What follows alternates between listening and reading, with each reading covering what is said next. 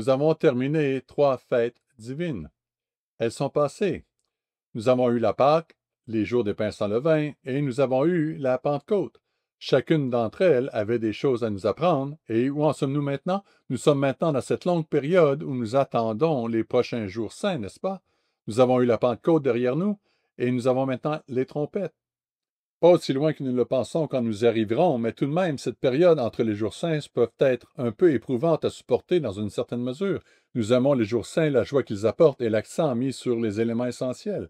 Mais je trouve personnellement que la période entre les deux fêtes reflète vraiment la période dans laquelle nous vivons. Après tout, la Pentecôte de l'an 31 a eu lieu il y a bien longtemps, n'est-ce pas? C'était il y a très longtemps. Et parfois, on a l'impression que le retour du Christ est un peu loin. Mais en même temps, l'époque où nous vivons aujourd'hui, nous pouvons avoir l'impression que c'est juste au coin de la rue. Mais nous sommes au milieu de cette période de développement, passant de l'un à l'autre, et je pense qu'il est important de pouvoir examiner ce qui nous a été donné et avec quoi nous travaillons. Si vous vous rapportez à 2 Pierre chapitre 1,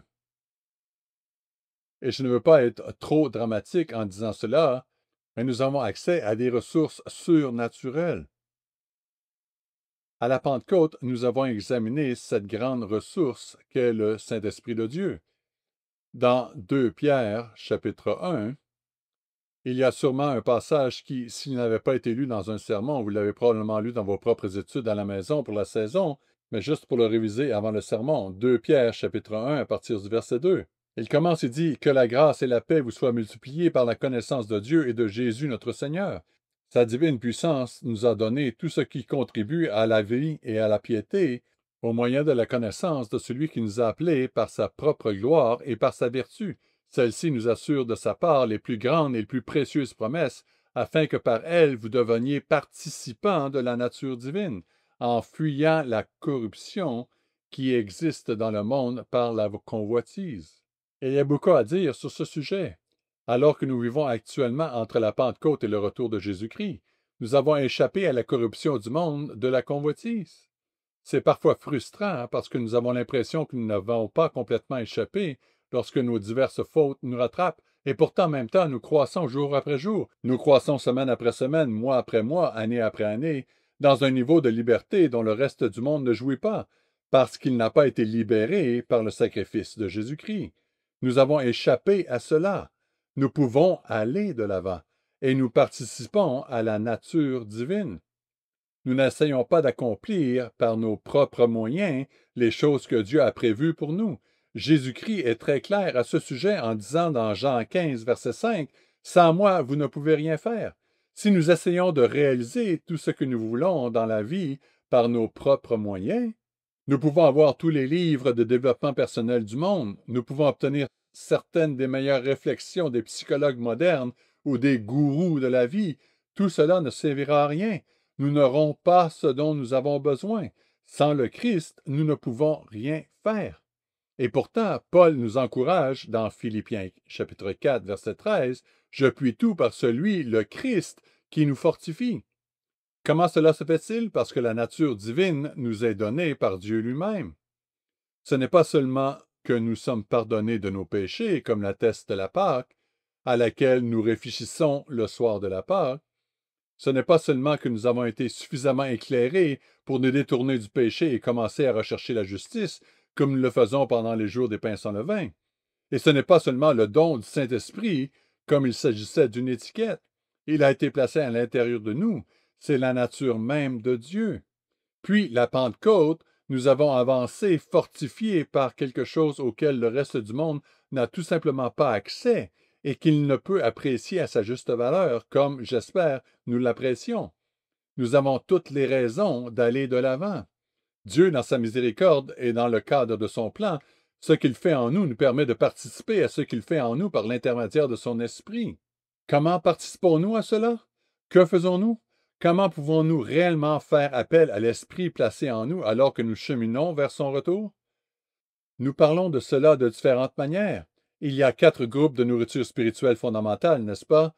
Nous devrions nous nourrir par l'étude de la Bible, la prière, le jeûne et la méditation, et utiliser ces actions dans une atmosphère de foi et d'obéissance qui doit être présente.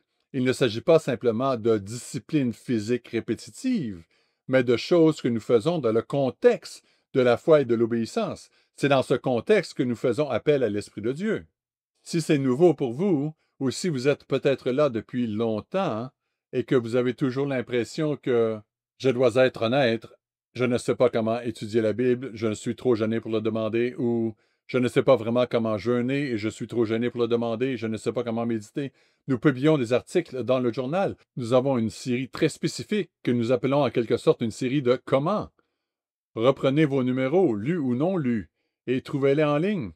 Commencez par le numéro de mai-juin 2024, comment étudier la Bible. Puis dans le numéro suivant, juillet-août, comment prier. Puis septembre-octobre, comment jeûner. Nous nous sommes efforcés de faire coïncider ce numéro avec le jour des expiations. Nous travaillons dur à l'éditorial, vous savez, sur ce genre de choses. Et en novembre-décembre 2024, il y a comment méditer. Donc, si vous souhaitez croître dans ces domaines et que vous êtes trop gêné pour demander, eh bien, il vous suffit de chercher sur Internet ces articles de 2024 dans le journal et de les mettre à profit en y travaillant et de suivre certaines de ces instructions pour commencer. Moi, j'ai aussi besoin de ce genre d'instructions. Il est si facile de penser que nous maîtrisons tout et d'oublier que nous avons en fait besoin de plus d'instructions sur les bases. Cela dit, j'aimerais me concentrer sur un point différent. Disons que nous faisons cela, nous faisons notre étude biblique, nous croissons dans ces domaines. Mais je veux me concentrer sur les domaines de la vie dans lesquels nous cherchons à croître. C'est-à-dire, d'accord, je veux appliquer l'Esprit de Dieu. La Pentecôte m'a montré que j'avais l'Esprit de Dieu. J'ai été baptisé. Un ministre ordonné de Jésus-Christ m'a imposé les mains. De quelle manière dois-je me développer? Il y a plusieurs façons de voir cela. Chapitre 5 des Galates, le fruit de l'Esprit, est un excellent moyen de se concentrer là-dessus. Mais aujourd'hui, j'aimerais me concentrer sur une méthode qui m'a particulièrement été bénéfique. C'est une liste un peu moins longue, mais je trouve qu'elle m'aide à me concentrer de manière très particulière. C'est une liste que nous trouvons dans 2 Timothée chapitre 1. Si vous vous reportez à 2 Timothée chapitre 1,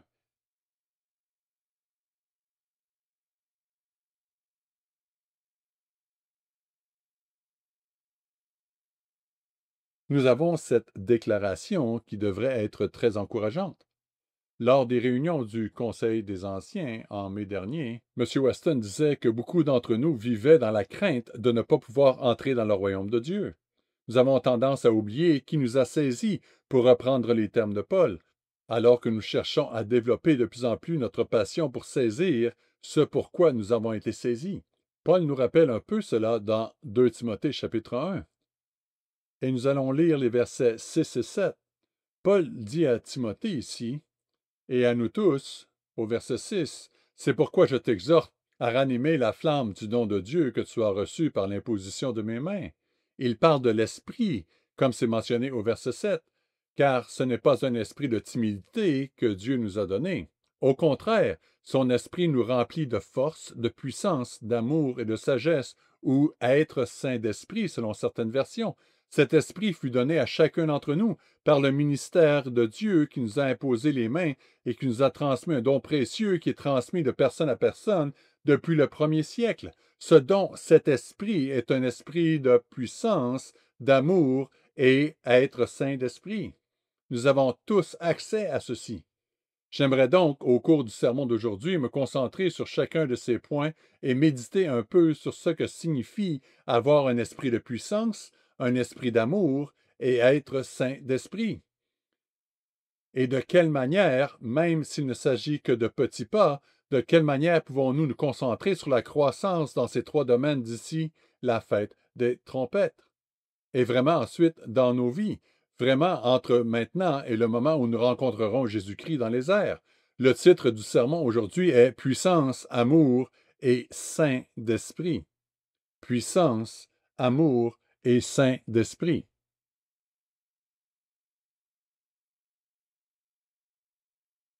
C'est toute la structure du sermon. Nous n'allons pas revenir sur ce verset. Vous devez simplement vous souvenir de ces 3 termes. Nous allons d'abord nous concentrer sur la puissance, puis sur l'amour et enfin sur être saint d'esprit. Parlons de l'esprit de puissance. Je pense que j'ai déjà abordé ce point auparavant, et je m'en excuse si c'est le cas. Cela semble un peu morbide quand je le dis, et je m'en excuse. Et comme c'est moi qui prononce le sermon, je veux en parler. Et c'est je ne dirais pas obsession, ce serait trop fort, mais ma fascination serait probablement plus juste, ma fascination pour les explosions nucléaires. Je n'ai pas hâte d'en voir une. Je ne veux pas en voir une de sitôt dans la vie réelle. Et je ne me concentre pas non plus sur Hiroshima ou Nagasaki. Deux circonstances horribles, totalement horribles. Je ne suis pas ici aussi pour débattre de la question de savoir si elle aurait dû se produire ou non, selon les lois de l'homme. Nous pouvons être totalement pris dans ces discussions politiques et nous oublions que nous n'avons pas été appelés pour ce genre de discussion politique, n'est-ce pas? Laissons les morts enterrer les morts, comme nous en parlerons peut-être un peu plus tard dans ce sermon. Nous sommes appelés à d'autres types de discussions. Nous sommes appelés à d'autres genres de discussions. Ceci dit, Hiroshima et Nagasaki ont été deux des plus petites explosions nucléaires que le monde n'ait jamais connues. Depuis lors, les différentes nations du monde ont continué à tester des armes de plus en plus puissantes. Et lorsque je parle de fascination, ce n'est pas tant pour leur capacité à tuer que pour la quantité d'énergie libérée par une explosion nucléaire. Je crois que j'en ai déjà parlé et je ne veux pas insister sur le point, mais en général, lorsque j'en parle, je simplifie un peu trop le sujet. Si vous regardez la bombe qui a explosé au-dessus d'Hiroshima, cette bombe, pour ceux qui veulent les chiffres, j'ai vu des chiffres différents, hein, mais cela semble généralement être l'ordre de grandeur, si ce n'est pas correct dans les petits détails, mais la quantité d'énergie en quantité de joules qui a été libérée était de 6 fois 10 exposant 13. Donc 6 suivi de 13 zéros. J'avais l'intention de faire quelque chose que vous pourriez utiliser dans la vie réelle, mais j'ai complètement oublié. Je vous demande donc de réaliser que cela fait beaucoup. Gardez-le à l'esprit, c'est énorme. Si cela peut vous aider, pensez à ceci. Lorsque vous avez eu le rayon du souffle produit par certaines de ces explosions, je me souviens d'avoir vu, je crois que c'était en Turquie, si je me souviens bien, je me crois d'avoir regardé un documentaire à ce sujet et j'aurais aimé y penser. C'était l'une des plus grandes explosions non nucléaires qui se soit produite lorsqu'il s'agit d'un accident en termes de vie civile. Il y a un incendie dans une usine. Non, c'était un entrepôt qui ont simplement, beaucoup de choses ont explosé et cela a explosé en un instant. Et l'on peut le voir sur les photos satellites, le cratère qu'elle a laissé. Il ne s'agissait que d'une arbre non nucléaire. Il s'agissait d'une explosion massive. Pourtant, à Hiroshima, le souffle de l'explosion avait un rayon de près de 1,6 km. Si vous conduisez en ville dans votre voiture, disons à 100 km à l'heure, il vous faudrait environ 2 minutes pour passer d'un côté à l'autre du souffle de cette explosion. Et encore plus si vous conduisez à une vitesse moindre comme en ville. Il s'agissait d'une explosion massive. Et pourtant, quel pouvoir cela représente-t-il vraiment? Et comment pouvons-nous l'envisager différemment? C'était la matière convertie en énergie. Il s'agit d'une grande simplification, mais Einstein a découvert que la matière et l'énergie étaient essentiellement identiques. En d'autres termes, il est possible de passer de l'une à l'autre. On peut passer de l'énergie à la matière et de la matière à l'énergie, mais les grandeurs impliquées sont vastes et difficiles à comprendre. Essentiellement, la quantité de matière qui a été convertie en énergie pour créer l'explosion qui a dévasté toute la ville d'Hiroshima, j'avais l'habitude de dire que c'était l'équivalent d'un trombone, comme si vous teniez un trombone dans votre main, un des tout petits trombones, même pas un trombone jumbo, mais un petit trombone. Mais ce n'est pas juste, il représente environ 70% d'un trombone. Si vous prenez cette petite quantité de matière, une fraction d'un trombone, et que vous la transformez en énergie équivalente, vous obtenez une explosion de la taille de celle qui a dévasté Hiroshima, la première bombe atomique que l'humanité n'ait jamais lâchée. Ce serait bien de dire que c'est la dernière. Bien sûr, il y a eu Nagasaki. Nous savons ce qu'il en est, mais nous savons que la prophétie en annonce d'autres. Ce n'est qu'une infime partie de la puissance dans la création. Et dans Job 26, on nous dit quelque chose de fascinant sur la puissance de Dieu. J'ai la mauvaise habitude d'appeler des passages « Oh, c'est l'un de mes passages préférés » ou « l'un de mes passages préférés ». Et je sais que vous commencez tous à comprendre qu'apparemment, ceux d'entre nous qui font cela, nous avons 347 passages préférés. Mais je dirais que lorsqu'il s'agit typiquement de parler de la puissance de Dieu, en fait, Job 26, c'est l'un de mes passages préférés. Il s'agit d'un passage de Job, et bien que Job ait eu des progrès à faire, il est important de reconnaître que ce qu'il disait dans des passages comme celui-ci n'est pas inexact. Ce n'était pas faux. Ce qu'il dit plus tard, lorsqu'il parvient à la plénitude de la repentance, c'est qu'il disait des choses qu'il ne comprenait même pas complètement lui-même. Il révélait des vérités sur Dieu dont la plénitude ne fut pleinement décelée que plus tard, vers la fin. Ce que nous allons lire n'est donc pas faux. Au contraire, alors même que Job le dit, il n'en saisit pas la plénitude. Dans Job 26, en lisant sur la puissance de Dieu, lisons simplement une partie importante. Lisons et sautons au verset 6. Au verset 6, il parle de la tombe, le séjour des morts. Job 26, verset 6. Devant lui, le séjour des morts est nu. L'abîme n'a point de voile. Vous savez, toute la mort est ouverte à Dieu. D'un simple coup d'œil, il peut voir tous ceux qui ont vécu et qui sont morts. Et c'est à l'appel de sa puissance que tous seront ressuscités. Même la tombe, qui est une barrière pour nous, nous ne pouvons pas la traverser, nous ne pouvons pas y pénétrer pour les ramener, mais ce n'est rien face à la puissance de Dieu. Et il dit au verset 7, il étend le septentrion sur le vide, il suspend la terre sur le néant. C'est difficile, et c'est l'un de ces versets où j'ai parfois à découdre avec ceux qui sont partisans d'une terre plate, parce qu'ils veulent prendre ces versets qui sont poétiques et les traiter littéralement. Le problème est qu'ils ne veulent pas traiter tous les autres versets aussi littéralement. Souvent, ils ne veulent traiter que ceux-ci. Mais si nous laissons Job parler, et c'est une raison pour laquelle nous nous extasions devant un langage si poétique, parce que nous essayons par la beauté de communiquer quelque chose de plus dans le langage que la simple prose ne peut pas faire. Verset 7. Il étend le septentrion sur le vide et suspend la terre sur le néant. Il renferme les eaux dans ses nuages, et les nuages n'éclatent pas sous leur poids. Et il couvre la face de son trône, il répand sur lui sa nuée. Il a tracé un cercle à la surface des eaux, comme limite entre la lumière et les ténèbres. Les colonnes du ciel s'ébranlent et s'étonnent à sa menace. Par sa force, il soulève les mers. Par son intelligence, il en brise l'orgueil. Son souffle donne au ciel la sérénité. Sa main transperce le serpent fuyard. Puis nous arrivons au verset 14. Ce sont là les bords de ses voix. C'est le bruit léger qui nous en parvient. Mais qui entendra le tonnerre de sa puissance? Je ne veux pas dire, lorsqu'il est question des bords de ses voix, que Job essayait de parler mathématiquement, mais l'esprit de la parole est le même. Vous savez, quand vous parlez de l'arête de quelque chose, qu'est-ce que vous entendez par cela? Si vous aviez un cube ici, un cube à 6 faces, n'est-ce pas?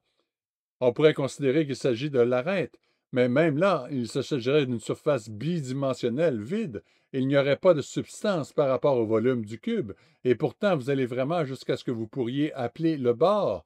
C'est juste la ligne entre les faces, une ligne infiniment fine qui n'est rien par rapport au volume, à la substance qui se trouve dans un cube. Ce qu'il essaie de dire, c'est que nous le voyons à peine, nous voyons même pas sa puissance lorsque nous voyons ces grandes choses. Lorsque je regarde des vidéos d'essais nucléaires, ce que je ne fais pas tous les soirs comme un cinglé, juste pour que vous le sachiez, mais j'aime parfois regarder ces clips parce qu'il est étonnant de penser que ce petit morceau de matière est converti en énergie et qu'il y a cette boule de feu grandissante d'une puissance et d'une énergie incompréhensible qui peuvent être libérées, qui sont littéralement, dans un sens, tout autour de nous, emballées dans la matière. J'ai lu récemment un commentaire de quelqu'un sur Twitter, et je ne sais même pas qui il était.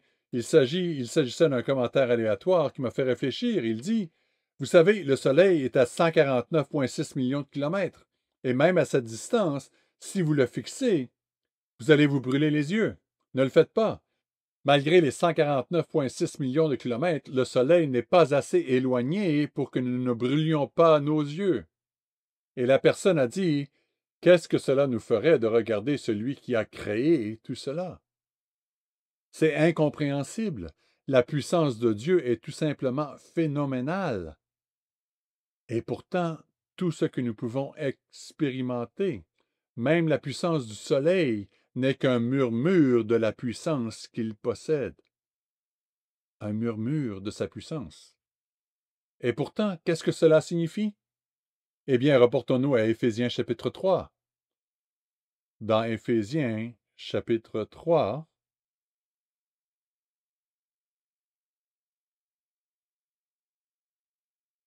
Éphésiens chapitre 3, nous avons quelque chose qu'il nous faut garder à l'esprit pendant que nous lisons. Ce sont de brèves descriptions, de petites descriptions de la puissance de Dieu. Éphésiens 3, et nous commencerons au verset 14. Paul nous dit au verset 14, « À cause de cela, je fléchis les genoux devant le Père, de qui toute famille dans les cieux et sur la terre tire son nom. » Ne laissez personne vous dire que la famille de Dieu n'est pas mentionnée explicitement dans la Bible. Elle l'est. Verset 16. Afin qu'il vous donne, selon la richesse de sa gloire, d'être puissamment fortifié par son esprit dans l'homme intérieur, en sorte que Christ habite dans vos cœurs par la foi, étant enraciné et fondé dans l'amour, que vous puissiez comprendre avec tous les saints quelle est la largeur, la longueur, la profondeur et la hauteur, et de connaître l'amour de Christ qui surpasse toute connaissance, en sorte que vous soyez remplis de toute la plénitude de Dieu.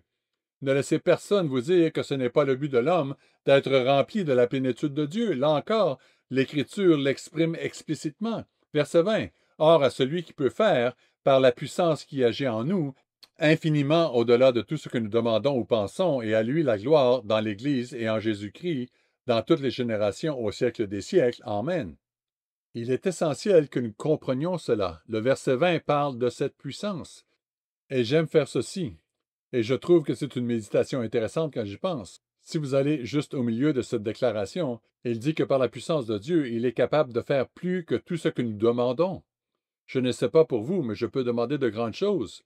Vous savez, je peux vraiment demander de grandes choses. Et pourtant, il nous promet ici que par sa puissance, il peut faire plus que tout cela. Mais il ne dit pas seulement au-dessus de tout cela. Il dit infiniment au-delà de tout cela. Si je pense que Dieu peut faire tout ce que je demande, il va plus loin que cela, mais il ne dit pas simplement en abondance, il dit infiniment, infiniment au-delà de tout ce que nous demandons.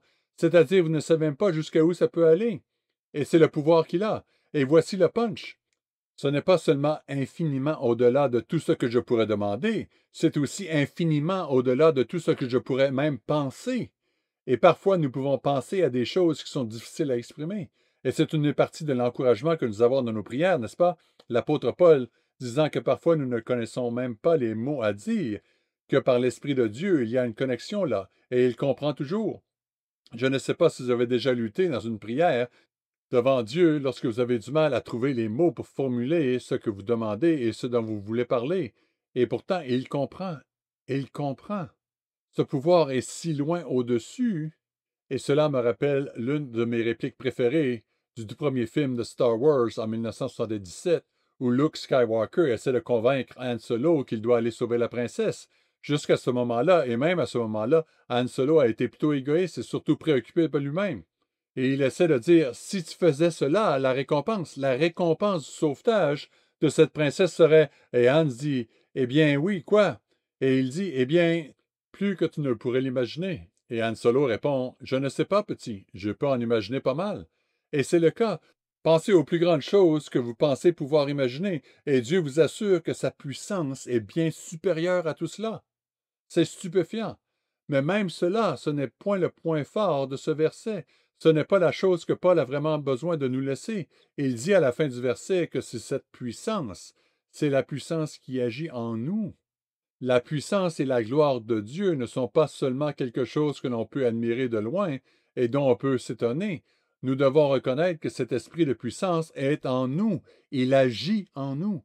Et si nous avons eu l'imposition des mains, c'est que nous avons reçu l'Esprit de Dieu qui est à l'œuvre en nous. Ainsi, nous pouvons aborder les choses de notre vie avec confiance et audace. Comment cette puissance s'exprime-t-elle en nous? Souvent, nous espérons vraiment des miracles, des guérisons et ce genre de pouvoir. Et c'est bien le cas. Nous avons été bénis par un certain nombre de guérisons spectaculaires récemment dans la congrégation de Charlotte. Et que ces guérisons soient les nôtres ou qu'elles fassent partie de notre congrégation, si nous n'allons pas vers Dieu et nous ne le remercions pas pour ce qu'il a fait pour nos frères et sœurs dans cette congrégation, nous commettons une erreur. Nous lui disons que nous ne trouvons pas étonnant qu'il fasse ces choses. et que nous n'en avons pas nécessairement besoin dans notre propre vie. Nous devrions être à genoux. Pour ceux d'entre nous qui peuvent encore s'agenouiller, et je sais que c'est une capacité qui change chez certains d'entre nous, nous devrions aller vers lui et lui dire merci pour ce que tu as fait pour un monsieur un tel et madame un tel, sans oublier notre propre vie. Oui, les miracles et les guérisons sont une expression de la puissance dramatique de Dieu. Mais ce n'est pas là où nous devrions concentrer nos efforts pour que l'esprit de puissance s'exprime dans nos vies. Pour cela, j'aimerais me tourner vers 2 Corinthiens, chapitre 10. 2 Corinthiens, chapitre 10. Alors que Paul s'adressait à une congrégation troublée. Il est très facile de les regarder de loin et de se dire « Quels Corinthiens pourris !» puis de ne pas les regarder à un niveau tel que « Eh bien, cela pourrait s'appliquer à moi aussi, c'est un peu pénible à lire. » Chaque fois que nous transformons les choses ou les personnes de la Bible en animaux de zoo ou en objets d'exhibition, nous ne réalisons pas que les paroles ont été enregistrées pour nous, que nous devons apprendre d'elles. Dans 2 Corinthiens chapitre 10, il y a un avertissement qui, et je vais être tout à fait honnête, m'a longtemps intimidé. Honnêtement, cela m'intimide encore, mais ma perspective a changé par rapport à il y a 2 ans. Dans 2 Corinthiens chapitre 10, à partir du verset 3, nous lirons les versets 3 à 6, 2 Corinthiens 10, verset 3. « Car si nous marchons dans la chair, nous ne combattons pas selon la chair. » Permettez-moi de faire une pause, frères et sœurs, pour dire qu'il est vital que nous comprenions cela.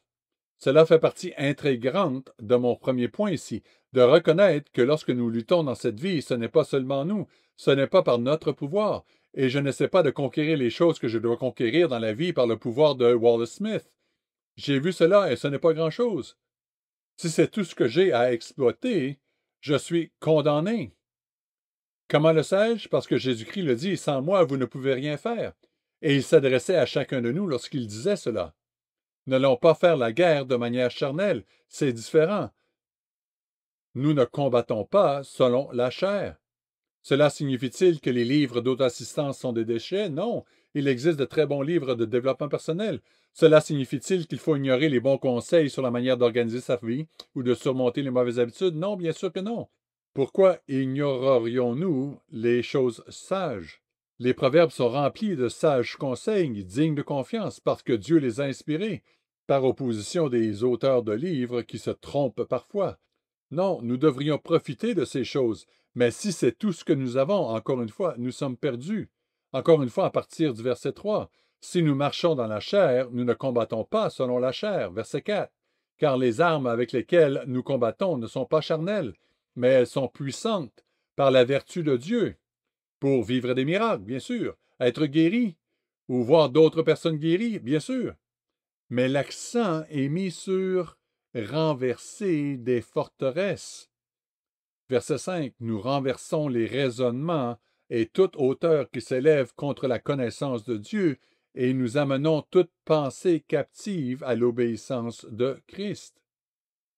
Et le verset 6, nous sommes prêts aussi à punir toute désobéissance lorsque votre obéissance sera complète. Cela concerne l'avenir.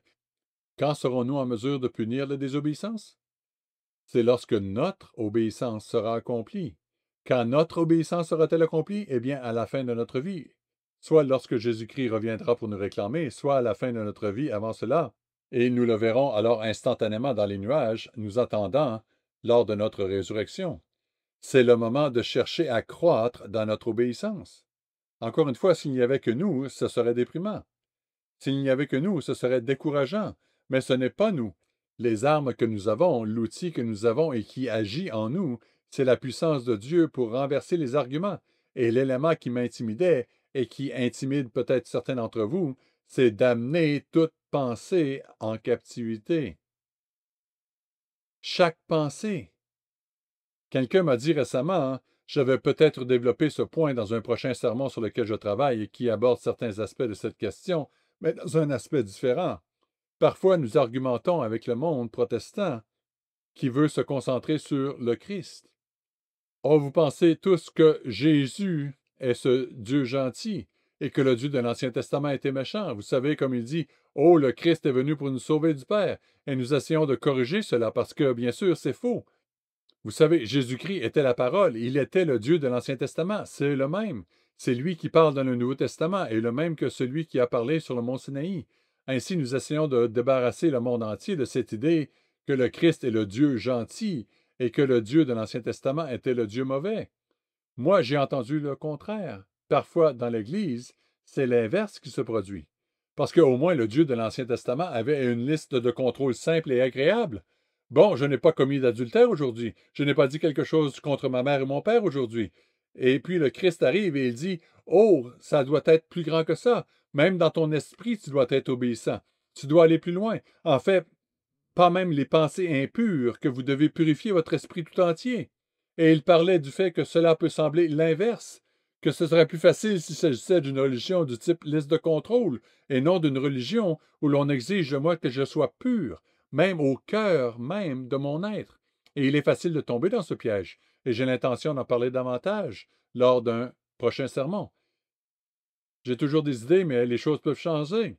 Mais c'est pour cela que c'est important de reconnaître que ce n'est pas nous, c'est le Christ qui agit en nous par sa puissance. Le message de la Pâque est que nous avons accès au pardon lorsque nous commettons une erreur, et c'est lui qui nous sanctifie, c'est lui qui travaille en nous. Et notre combat dans la vie est d'être capable de s'écarter du chemin pour lui permettre de le faire. Voyons cela d'une autre manière, si vous voulez bien. Regardons dans Hébreux 10. Hébreux chapitre 10. Je m'excuse de chambouler vos notes, mais je vous prie de noter Romains 8. Je n'ai pas le temps de m'y reporter, mais Romains 8, versets 12 et 13, Paul nous rappelle comment nous faisons mourir les œuvres de la chair, les œuvres du corps. C'est par l'Esprit. Par l'Esprit, nous recherchons les choses de Dieu. Nous nous concentrons sur les choses de Dieu, et nous ne nous imaginons pas que cela va être comme cela. Oh, super, j'ai été baptisé, et j'ai prié sur ce sujet ce matin, je ne ferai plus jamais cette erreur. Et puis, oh, j'ai la puissance de l'Esprit du Christ, je devrais pouvoir me débarrasser de toutes ces choses immédiatement. Oubliant le grand personnage qui a écrit Romains chapitre 7, l'apôtre Paul. Romains 7 n'est pas une excuse pour pécher, mais il devrait nous encourager à constater que même l'un des plus grands, l'un de ceux qui, nous n'en doutons pas, seront dans le royaume de Dieu, considérait sa vie comme une lutte. Et la clé n'était pas de s'infliger une punition parce qu'il échouait jour après jour, mais de se rappeler de se lever et de lasser à nouveau ses gants de boxe et de continuer à se battre, de fixer les velcros ou je ne sais pas, je n'ai jamais porté de gants de boxe, je ne sais pas comment ils s'enfilent, mais l'essentiel est de rester dans le ring. De rester dans le ring et de laisser Christ continuer à se battre en nous pour vaincre ces choses, de le laisser continuer à manier les armes de guerre qui ne sont pas charnelles, mais qui sont si puissantes par sa puissance. Nous sommes dans Hébreux 10, verset 16. Hébreux 10, verset 16. Paul, se référant à Jérémie dans l'Ancien Testament, en fait dans Jérémie 31, il dit ici au verset 16, « Voici l'alliance que je ferai avec eux après ces jours-là, qu'il a conclue avec nous, nous tous dans cette salle qui avons effectivement conclu cette alliance avec lui dans le baptême. Voici l'alliance que je ferai avec eux après ce jour-là, dit le Seigneur. Je mettrai mes lois dans leur cœur et je les écrirai dans leur esprit. » Nous nous concentrons parfois tellement sur nous. C'est vrai, la loi doit être dans mon cœur, la loi doit être dans mon esprit. Je suis ici pour changer de l'intérieur. Et nous oublions le sujet du verbe dans chacun de ces cas. Je mettrai, j'écrirai. Notre tâche est de lui donner l'espace nécessaire pour faire ces choses. Qu'est-ce que cela signifie? Comment savons-nous que c'est lui qui le fait et non pas nous? Comment pouvons-nous le savoir? Eh bien, une lumière se met à clignoter, je plaisante.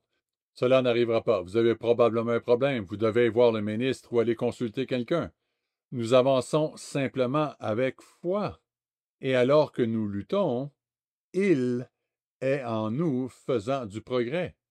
Dans cette lutte, sa puissance se déploie. Et peut-être avons-nous dérapé, peut-être qu'en fin de compte, nous nous sommes trompés. Cela signifie-t-il que nous avons été complètement rejetés en arrière? Cela signifie-t-il que nous avons gagné du terrain, mais pas autant que nous l'aurions pu?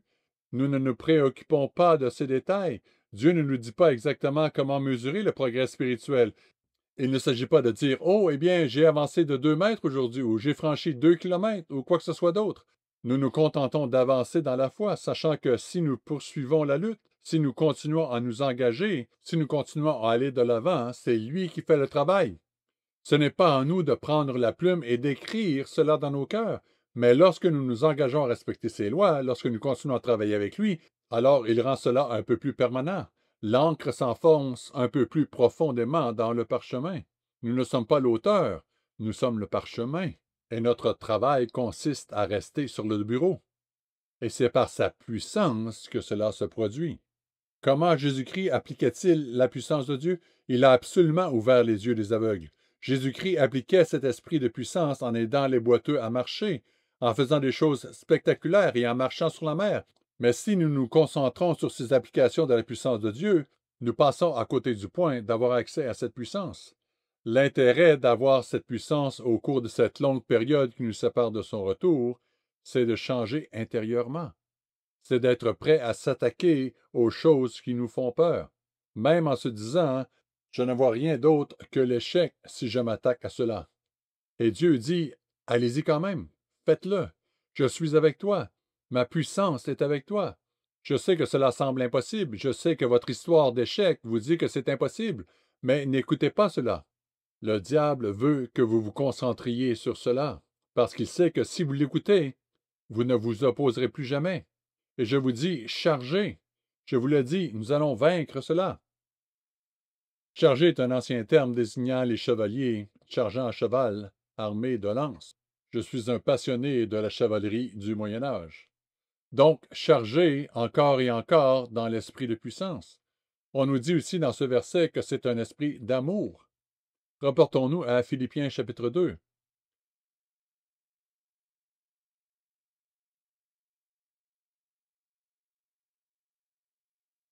Philippiens est un livre si encourageant à bien des égards.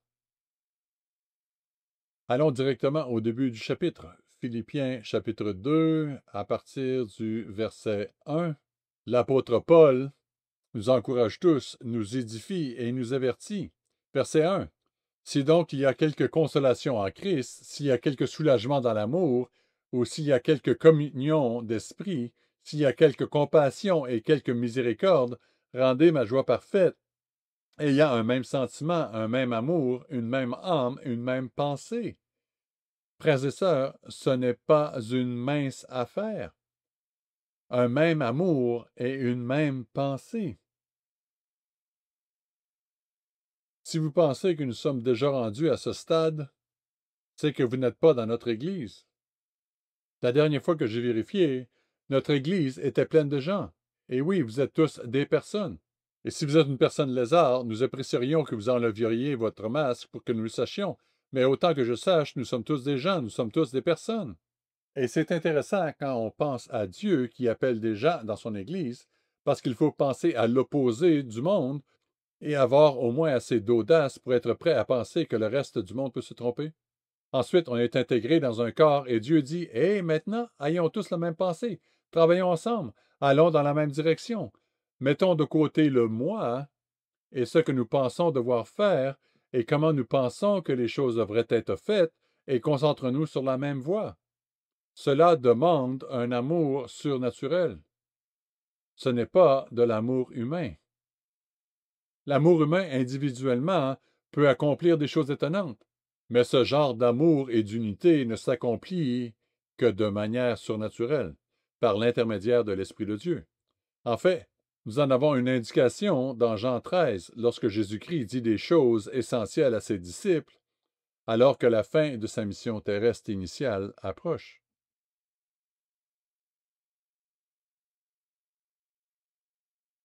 Lisons quelques versets dans Jean 13, versets 33 à 35.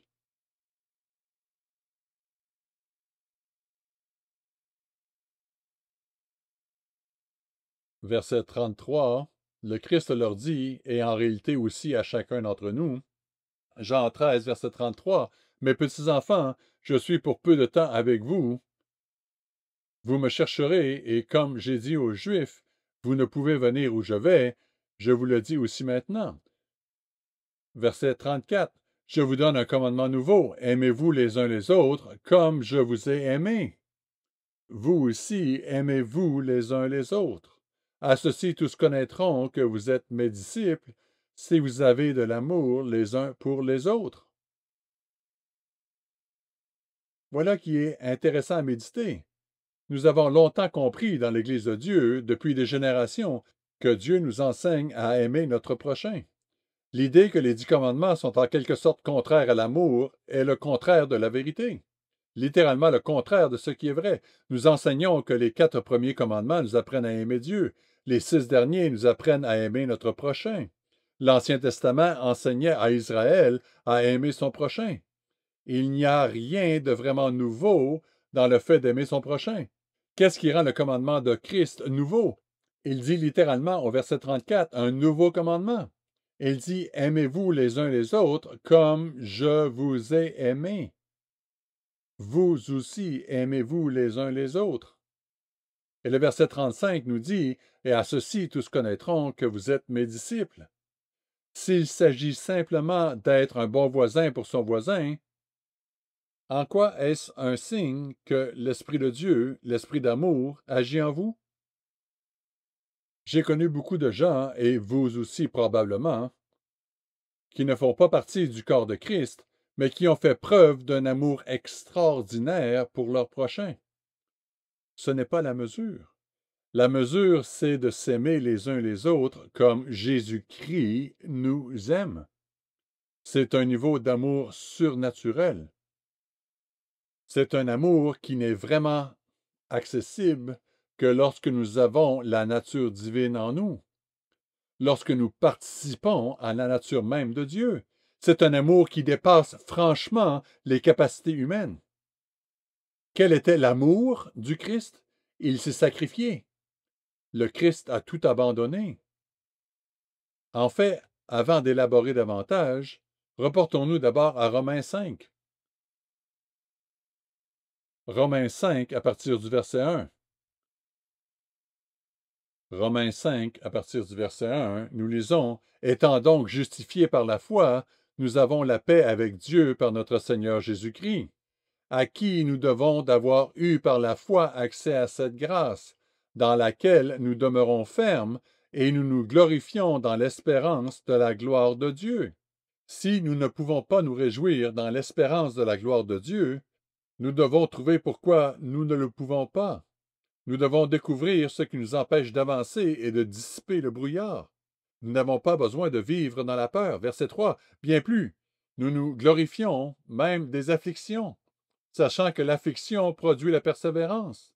C'est ici que commence en nous à être révélée la raison pour laquelle, même dans les difficultés, nous pouvons trouver des raisons de nous réjouir, parce que nous avons un but dans la vie et que ces difficultés sont censées nous servir. Encore une fois, il dit, l'affliction produit la persévérance, la victoire, le caractère en anglais. Et dans l'épreuve, dans cette victoire, ce caractère l'espérance. Or, l'espérance ne trompe point, parce que l'amour de Dieu est répandu dans nos cœurs par le Saint-Esprit qui, et il est dit qui, et ce n'est pas une personne ici, qui nous a été donné. Nous avons accès à une source surnaturelle d'amour. Nous avons accès à l'Esprit de Dieu. Nous avons accès à l'Esprit même que Jésus-Christ avait lorsqu'il a choisi de tout sacrifier. Nous avons accès à cela. Et nous devrions le demander. Nous devrions demander plus que Dieu aide-moi à aimer davantage les autres, mais Dieu aide-moi à commencer à manifester l'amour de Jésus-Christ pour les autres. Ces prières doivent être spécifiques à ce que nous demandons. Nous ne pourrons jamais donner autant que Jésus-Christ l'a fait. Et il est facile de penser, oh oui, vous savez, c'était la crucifixion, je sais que c'était difficile, et d'ignorer ce qu'il a traversé. Mais nous avons réfléchi à cela pendant la Pâque. Avant d'être un homme physique, Jésus-Christ était glorieux dans les cieux. Il avait la même existence que son Père. Il était la parole et Dieu. Il était Dieu dans cette existence. Il a littéralement abandonné plus que nous ne pouvons l'imaginer en venant dans la chair. Nos cerveaux humains ne seront jamais en mesure de comprendre pleinement tout ce qu'il a volontairement abandonné lorsqu'il est devenu chair. Et pourquoi a-t-il fait cela? pour renoncer à tout. Et pourtant, chacun d'entre nous, le plus que nous ne puissions jamais abandonner vraiment, c'est notre vie entière, notre chair. Il a dû même sacrifier cette connexion intime avec son Père à la toute fin lorsqu'il fut abandonné. Quelque chose que nous n'aurons jamais à expérimenter. Cela faisait partie de la plénitude du prix qu'il a payé. Et puis nous avons ceci et qui dit, oh, quel est donc l'amour que je veux que vous ayez les uns pour les autres? Ce sera un signe pour le reste du monde. Un signe. Ce n'est pas le seul signe, mais ce sera un signe. C'est que vous vous aimiez les uns les autres autant que je vous ai aimé, et c'était déjà beaucoup. Si cela ne vous intimide pas, c'est que vous êtes une personne froide et irréfléchie. Si vous pensez, ah oui, j'ai maîtrisé cela mercredi dernier, eh bien, j'espère que vous mourrez très rapidement, n'est-ce pas? Je veux dire, vous l'avez fait, vous êtes rendu. Je ne m'attends pas à maîtriser cela durant toute ma vie. Franchement, je me souviens du jour où M. John O'Gwyn est venu chez moi pour me dire que l'Église voulait m'engager dans le ministère. Après avoir surmonté le choc initial, j'ai eu un peu mon moment Moïse, en quelque sorte, pour expliquer, vous êtes sûr, avez-vous pensé à ceci ou à cela? Et il m'a dit quelque chose qui continue à m'encourager et à me hanter un peu, parce que je me disais, comment répondre aux différentes personnes, et comment faire ceci ou faire cela. Et il m'a dit, tu sais, Warley, il y a 3 choses que tu dois faire correctement. Tu dois travailler dur, tu dois prêcher la vérité, et tu dois aimer le peuple de Dieu. Si tu fais ces 3 choses, tout le reste tend à s'arranger. Et cela me hante parce que je veux dire, je peux travailler dur et prêcher la vérité. C'est littéralement la seule chose que je veux prêcher. Chercher et comprendre dans ce sens. Mais aimer le peuple de Dieu, c'est probablement la chose la plus intimidante qu'il m'ait dite. Parce que je me suis examiné à ce moment-là et je n'étais pas satisfait de la quantité d'amour que je voyais en moi pour le peuple de Dieu. Et je ne sais pas si je le suis encore. Et si vous l'êtes, je veux dire, parlons-en, d'accord? Mais c'est la seule façon dont il semble qu'il n'y a rien d'autre à faire que de continuer à croître. Encore une fois, nous avons l'Esprit de Dieu à utiliser à cet égard. C'est pourquoi je ne suis pas démoralisé, c'est pourquoi je ne suis pas découragé. Parce que je sais que les mains m'ont été imposées lors de mon baptême. Et je sais que le ministre a demandé à Dieu de me donner son esprit. Et je sais que Dieu l'a fait. Et nous avons tous accès à la plus grande source d'amour surnaturel qui existe, l'amour divin. Et où que nous soyons aujourd'hui, ce n'est pas forcément là où nous serons demain. En termes de bienveillance rayonnante envers les autres, comme le disait si bien M. Armstrong, ce n'est pas là où nous serons en juillet, ce n'est pas là où nous devrions être en août. Nous devons simplement vouloir développer cela. Dans 1 Jean, au chapitre 2, 1 Jean chapitre 2, Jean est parfois appelé l'apôtre de l'amour. Je n'étais pas dans l'Église à l'époque des hippies, et je me demande toujours si on l'appelait ainsi à l'époque, parce que l'on parlait beaucoup d'amour. Je ne sais pas si cela aurait été bien communiqué, mais j'espère que nous l'aurions fait, parce qu'on apprend tellement sur l'amour en lisant ce que Jean a écrit. Dans 1 Jean chapitre 2, si nous voulons vraiment perfectionner l'amour de Dieu, nous voyons ceci au verset 5, 1 Jean 2, verset 5. Mais l'amour de Dieu est véritablement parfait en celui qui garde sa parole. Par cela, nous savons que nous sommes en lui. Il est amusant de constater que tant de ses écrits traitent de l'amour, mais qu'ils soient aussi fondamentalement pratiques. Le verset 6 nous dit, « Celui qui dit qu'il demeure en lui doit marcher aussi comme il a marché lui-même. » Mais si nous nous concentrons sur le verset 5, si nous voulons que l'amour de Dieu soit parfait en nous, nous devons chercher à garder sa parole. Sa parole doit avoir de l'importance pour nous. Nous devons vouloir changer. L'obéissance est importante. L'obéissance est déterminante. Vous savez, c'est drôle comme nous pouvons penser, si je n'obéis pas, je ne vais pas y arriver. Pensons-y autrement. Si je veux grandir dans l'amour du peuple de Dieu, alors je veux obéir, parce que cela me relie à quelque chose qui m'aide à croître dans l'amour de Dieu. Reportons-nous à 1 Timothée chapitre 1. J'aimerais insister sur le but de notre obéissance. Quand je dis qu'il est facile de passer à côté, ce n'est peut-être pas le cas pour la plupart d'entre vous, mais permettez-moi de vous dire, cela m'a souvent échappé, et j'apprécie l'avertissement que Paul adresse ici à Timothée. Dans 1 Timothée chapitre 1, pour avoir le contexte, commençons au verset 3 ici. 1 Timothée 1, verset 3, jusqu'à verset 7. Je te rappelle l'exhortation que je t'adressais à mon départ pour la Macédoine, lorsque je t'engageai à rester à Éphèse, afin de recommander à certaines personnes de ne pas enseigner d'autres doctrines, et de ne pas s'attacher à des fables et à des généalogies sans fin, qui produisent des discussions plutôt qu'elles n'avancent l'œuvre de Dieu dans la foi. Les gens sous Timothée étaient très préoccupés par beaucoup de choses. Beaucoup de questions à propos de ceci, des questions à propos de cela. Il est facile de regrouper tout cela dans des choses auxquelles nous ne participerions jamais. Mais je veux vous mettre au défi de réfléchir aux choses dans lesquelles nous nous laissons entraîner alors que nous continuons à lire ce passage. Verset 5. Le but de cette recommandation, c'est un amour venant d'un cœur pur, d'une bonne conscience et d'une foi sincère. Quelques-uns, s'étant détournés de ces choses, se sont égarés dans de vains discours. Ils veulent être docteurs de la loi, et ils ne comprennent ni ce qu'ils disent, ni ce qu'ils affirment. Il est important de voir qu'au verset 6 et 7, il parle de ceux qui cherchent à être des enseignants de la loi.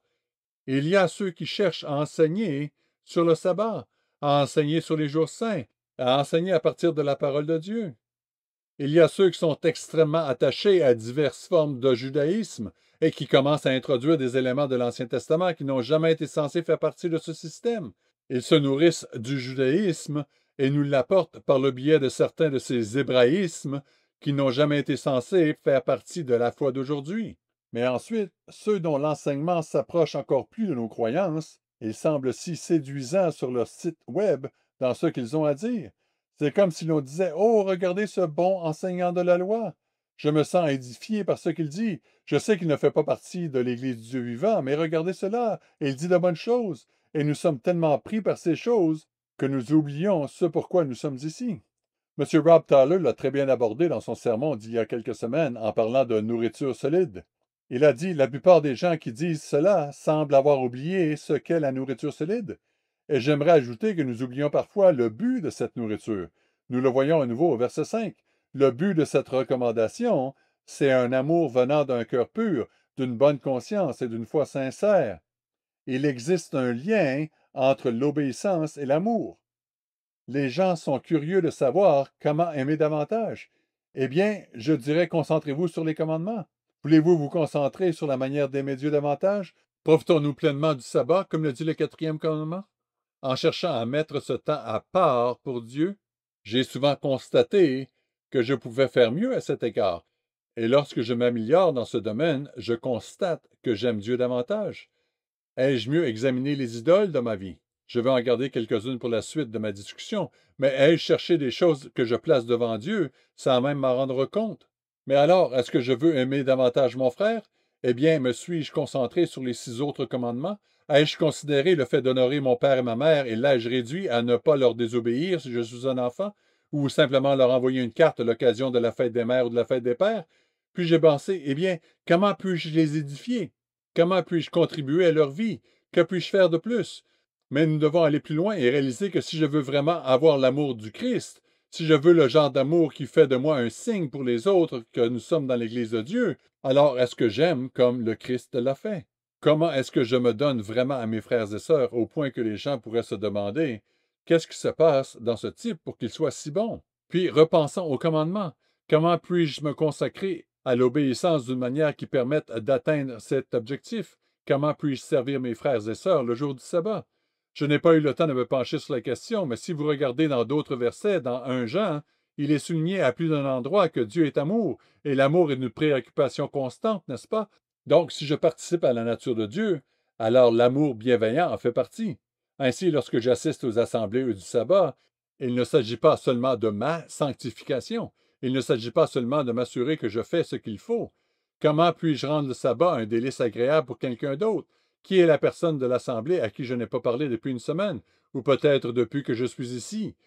Qui sont ceux que j'ai le moins envie d'aborder et à qui j'ai le moins envie de parler?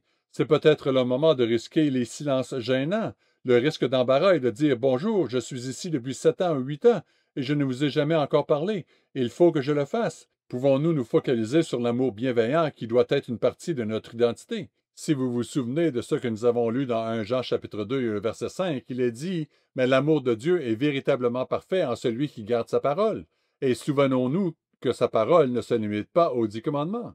Garder sa parole, c'est regarder à l'exemple de Jésus-Christ. Il existe littéralement 4 livres consacrés à la vie physique de Jésus-Christ lorsqu'il était sur cette terre. Et ils nous sont donnés non seulement en raison de ses enseignements, mais en raison de son exemple et des choses qu'il a choisi de faire. Les moments où il était épuisé et cherchait le repos, et où les gens avaient le plus besoin de lui. Et il donnait. Les fois où, dans leur société, il y avait des personnes que personne ne voulait toucher et dont personne ne voulait s'approcher en raison de leur impureté, il s'est approché d'elles et les a considérées comme des enfants de Dieu, au même titre que n'importe qui d'autre. Il est vital de... comment le dire? Il est facile de penser à ces exemples et de penser simplement à Jésus-Christ marchant sur la terre et que nous ne pourrions pas faire ces choses ou qu'elles ne s'appliquent pas à nous. Mais c'est pour cela que nous méditons. C'est pourquoi c'est l'une des 4 disciplines. Quand Jésus-Christ guérissait les lépreux, ceux que les gens détestaient et ne voulaient pas côtoyer, car ils étaient si dangereux que la loi littéralement disait qu'ils devaient se promener en couvrant la bouche comme un masque en disant « Lépreux, écartez-vous du chemin, impur, impur ». Jésus-Christ s'est littéralement approché d'eux et interagissait avec eux. Et nous nous disons, d'accord, vous savez, je veux grandir dans l'amour de Christ, je vais m'assurer que si je vois un lépreux, je vais aller lui parler. Eh bien, méditez, méditez. Laissez-moi vous dire quelque chose.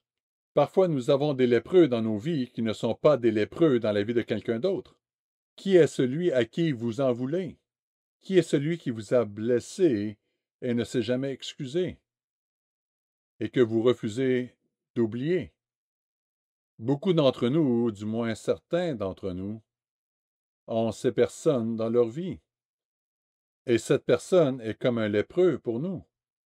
Or, le Christ a dit, « Vous vous aimerez les uns les autres comme je vous ai aimé. » Et combien Dieu a-t-il aimé ce membre de l'Église?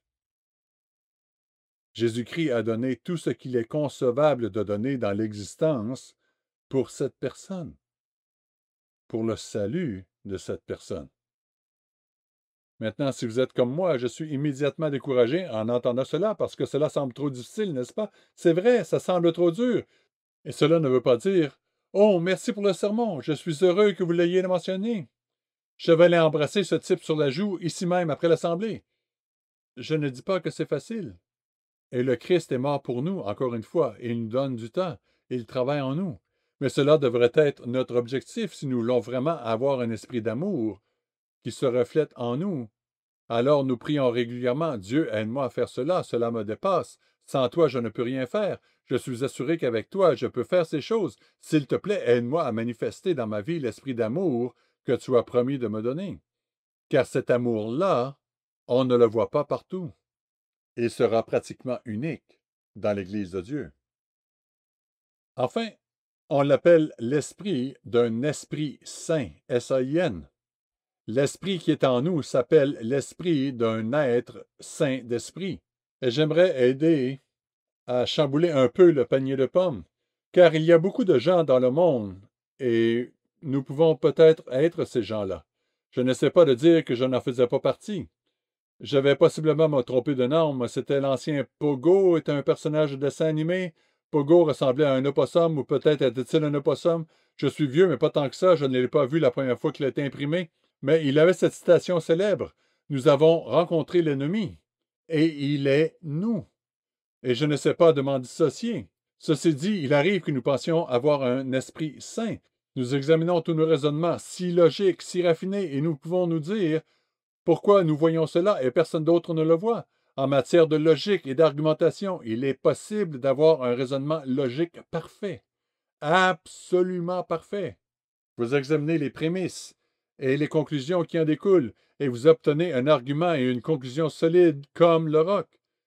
Mais ce n'est pas ce qu'on appelle un argument sain. Vous l'appelez un argument valide. parce que sa vérité dépend toujours de votre point de départ. Un argument sain est un argument qui est valide, mais qui commence au bon endroit, qui commence aussi avec des hypothèses saines. Et je sais que dans mes défis, et j'imagine que c'est le cas pour beaucoup d'autres ministres, lorsque j'aide des gens qui luttent avec une idole idéologique personnelle, ils sont souvent tellement absorbés par la validité de leurs arguments et des choses qu'ils défendent que c'est difficile de les amener à revenir en arrière et à réexaminer les choses initiales, car ce sont ces éléments qui font que l'esprit n'est pas sain dans ces cas-là. Il est difficile à voir pour nous individuellement, et parfois bouleversant pour Dieu de nous montrer: Ah, tu as été loyal dans toutes ces choses pendant toutes ces années. Puis-je te montrer cette supposition que tu fais, cette seule supposition qui a tout gâché? Et c'est douloureux, et ça fait mal. Mais c'est l'esprit d'un esprit saint. Si nous le laissons faire, il peut faire ces choses. Qu'est-ce que le monde sans son esprit? Regardons Romains chapitre 1. Dans ce chapitre, il est question d'un état d'esprit dont il est très facile de penser qu'il ne s'applique pas à nous. Mais il est important de reconnaître que si Paul parle d'un peuple qui a connu des problèmes dramatiques, il parle toujours d'un produit de l'esprit charnel, de l'esprit de péché. Il s'adresse aux Romains. Cet ancien monde païen était marqué par la perversion, une perversion absolue. Nous y arrivons nous-mêmes. C'est un peu comme un mot qu'il ne faut pas dire de nos jours, appeler certaines actions perversion, et pourtant c'était une perversion. Et il parle en quelque sorte de la façon dont ils sont arrivés à cet état, et parce qu'ils étaient tellement pervers, il est facile pour nous d'en faire abstraction, et de regarder Romains 1, et de penser à quelque chose comme Oh, je ne ferai jamais cela. Ces Romains étaient vraiment dérangés. Mais encore une fois, ils ne faisaient que s'engager dans l'esprit charnel auquel nous avons également accès. Romains 1, verset 28. Il dit, Romains 1, verset 28, comme ils ne se sont pas souciés de connaître Dieu, Dieu les a livrés à leur sens réprouvé pour commettre des choses indignes. Quelle était la clé? La clé n'était pas un quelconque désir latent de perversion. C'était le fait de ne pas vouloir retenir Dieu dans leur connaissance. Frères et sœurs, c'est plus facile à faire que nous le pensons, parce que nous pensons qu'ils chassaient complètement Dieu, et c'était le cas. Et ils s'étaient vraiment livrés à une vaste perversion. Mais Adam et Ève n'ont fait qu'un choix. J'aime passer du temps avec Dieu le jour du sabbat. J'aime qu'il marche dans le jardin et qu'il soit avec nous. Et j'aime avoir accès à Dieu. Et j'aime ces choses qu'il nous a enseignées. Mais, vous savez, j'ai envie de manger ce fruit. Je le veux également. Le fait est que le péché avilit l'esprit. Nous tombons peut-être dans le piège des petits péchés et des grands péchés. Et ce n'est pas qu'il n'y ait pas de degré en termes d'impact, en termes d'effet dans le monde. Et pourtant, en même temps, tous les péchés avilissent l'esprit. C'est pas comme si nous pouvions prendre part à un péché et penser, oui, mais j'aurai toujours un esprit saint. Qui voudrait manger du pain avec un peu de moisissure? En fait, il faut se reporter à Romains chapitre 8 pour s'assurer que nous comprenons bien à quoi nous jouons lorsque nous désobéissons à Dieu. Romains 8 et le verset 7. Romains 8 et le verset 7. Beaucoup diraient que ce devrait être un verset à mémoriser. Je suis d'accord avec cela. Romains 8, verset 7. Car l'affection de la chair est inimitié contre Dieu, parce qu'elle ne se soumet pas à la loi de Dieu et qu'elle ne le peut même pas. Si nous avons été baptisés, nous avons été convertis dans ce sens. Nous avons basculé, si on veut. Nous avons accès à des choses que nous n'aurions pas eues autrement.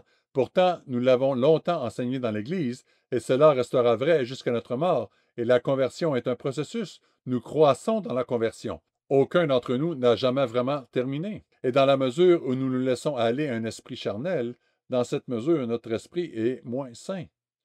Nous n'aborderons pas ces questions par le manque de temps, mais j'espère qu'elles font partie de votre répertoire mental. Comment être saint d'esprit? Comment croître alors? Eh bien, il faut commencer par le commencement. Il faut commencer par les fondations. Dans le livre des Proverbes, nous lisons que c'est la crainte du Seigneur, la crainte de Dieu, la crainte de l'Éternel qui est le commencement de la sagesse. C'est le début de la connaissance. Ne me croyez pas, croyez votre Bible. Notez Proverbe 1, verset 7, Proverbe 1, verset 7 et Proverbe 9, verset 10, Proverbe 9, verset 10. Nous voulons nous assurer que les hypothèses sont correctes. Nous voulons nous assurer que nos priorités soient bonnes. Nous voulons être sûrs que l'objectif est bon. Alors nous commençons par la crainte de Dieu. Et ce n'est pas la crainte dont nous devons nous inquiéter. Bien au contraire, c'est une admiration de Dieu, un respect révérencieux de Dieu, de ce qu'il est et ce qu'il représente. Comment savoir ce que cela signifie? Eh bien, cela se voit dans de nombreux commandements.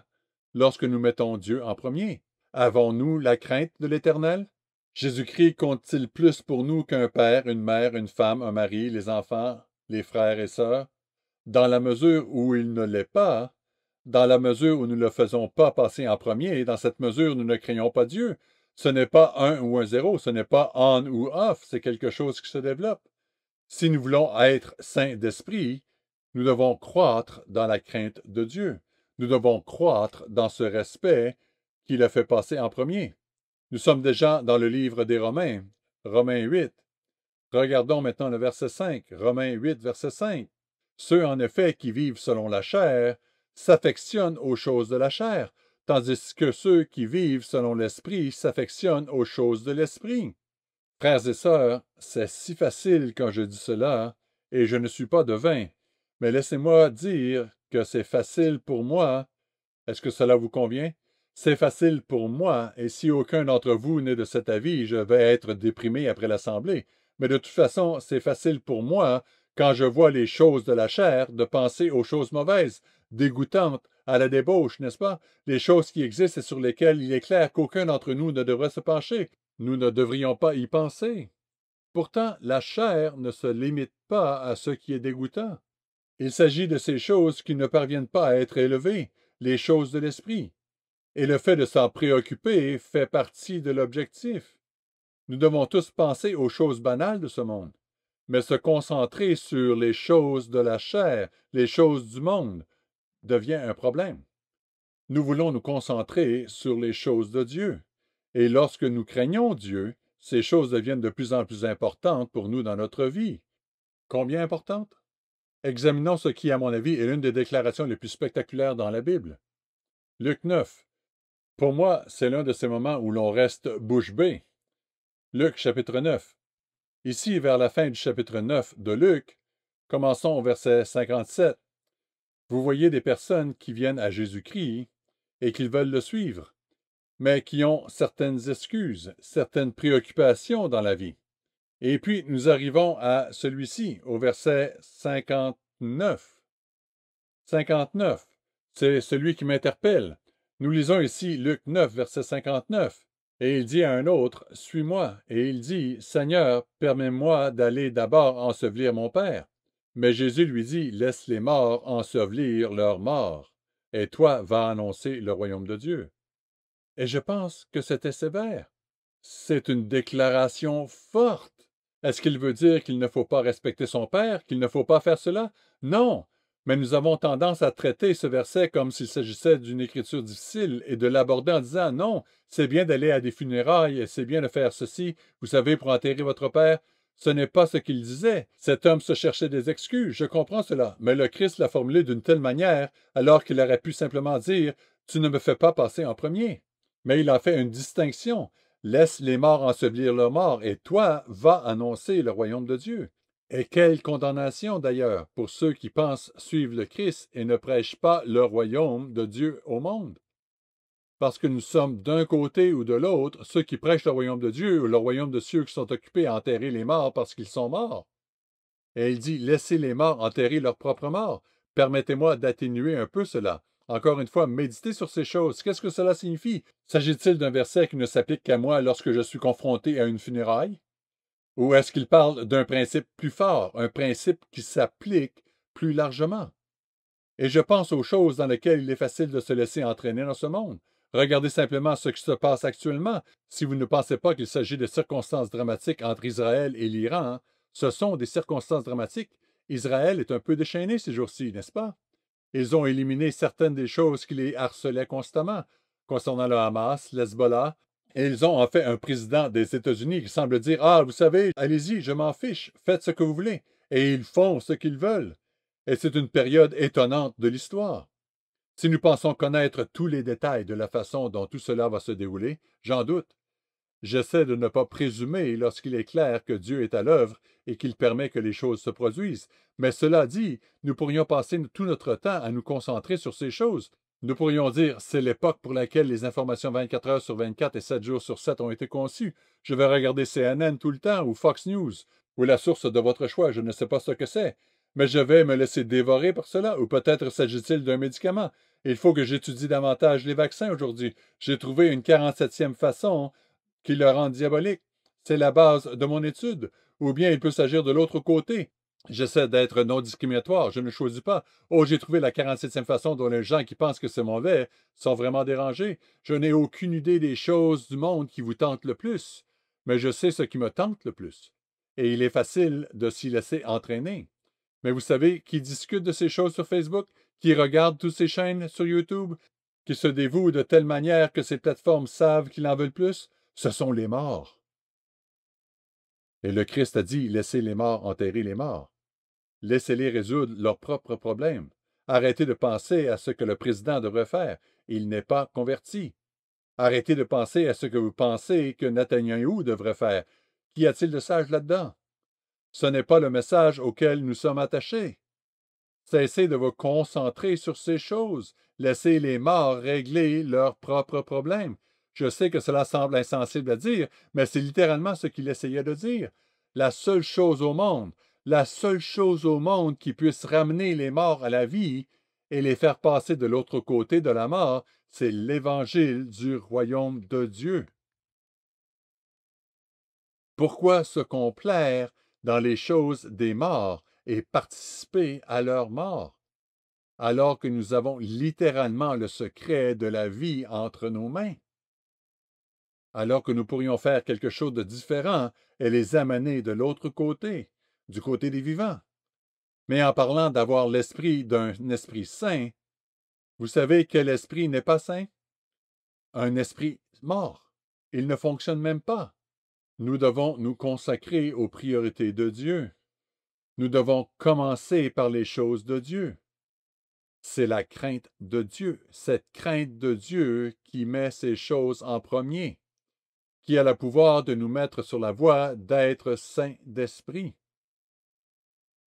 Jésus-Christ nous dit dans Galates 2, verset 20, nous dit que le Christ vit en nous. Il a un désir, il a un but, il désire exprimer sa propre vie dans notre vie. Il désire exprimer sa passion pour l'obéissance à son Dieu dans notre vie. Il veut penser ses pensées en nous. Il veut se consacrer lui-même à ces choses dans notre vie. Et si je veux un esprit saint, et le seul esprit vraiment saint est un esprit divin, cela signifie qu'il faut faire passer les choses de Dieu en premier. Dans mon mariage, dans ma famille, dans les 4 disciplines spirituelles. Et encore une fois, il ne s'agit pas d'un interrupteur qui s'allume ou s'éteint. C'est quelque chose dans lequel nous pouvons toujours croître. Frères et sœurs, cette période entre la Pentecôte et les trompettes représente quelque chose de très important. Nous avons un rendez-vous avec le destin. Jésus-Christ va nous rencontrer dans les airs et nous serons récompensés selon nos œuvres. Cela peut parfois sembler décourageant, car nos œuvres ne nous satisfont pas toujours. Une partie du message sur lequel je travaille est le fait que, vous savez, c'est assez ironique de voir que plus nous nous approchons de Dieu, plus nous le voyons avec précision, plus nous risquons d'être déçus de nous-mêmes. Vous connaissez les gens qui ne sont pas déçus d'eux-mêmes? Ce sont les plus ignorants, n'est-ce pas? Ils sont les plus éloignés de Dieu parce qu'ils ne le savent pas. Mais Paul dit ensuite, vous savez quoi? Vous apprenez la loi, vous apprenez ce qu'elle dit, et la prochaine chose que vous savez, c'est que ne vous sentez plus si bien à propos de la convoitise parce que maintenant vous savez que c'est mauvais. Et plus nous en apprenons sur la bonté de Dieu, plus nous pouvons être déçus. Et plus nous regardons ces 3 choses, plus nous pouvons penser, y a-t-il un espoir pour moi d'avoir ce genre de pouvoir en moi pour vaincre? Y a-t-il un espoir pour moi d'avoir ce genre d'amour? Y a-t-il un espoir pour moi d'avoir ce genre d'esprit saint et de mettre les choses de Dieu vraiment en avant toutes les autres choses? Pour nous encourager à cet égard, je vous renvoie à Philippiens chapitre 1.